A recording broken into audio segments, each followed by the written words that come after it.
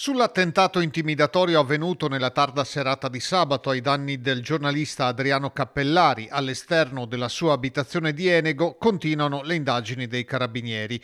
Gli uomini dell'Arma stanno acquisendo altre immagini delle telecamere di videosorveglianza per risalire all'identità di chi ha piazzato l'ordigno poco dopo il rientro del giovane a casa, lasciando anche una lettera minatoria.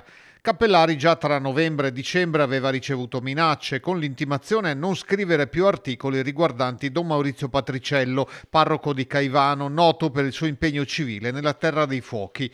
I due si erano incontrati proprio ad Enego nell'estate 2024 in occasione di un convegno sulle mafie e poi nella parrocchia del sacerdote alcune settimane fa.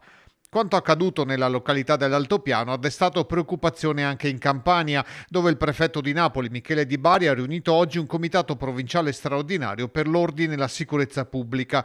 A Cappellari continuano ad arrivare messaggi di solidarietà, ultimi quelli della CISL Veneto e della FNSI, principale sindacato dei giornalisti italiani, che ha annunciato l'intenzione di costituirsi parte civile in caso di procedimento giudiziario.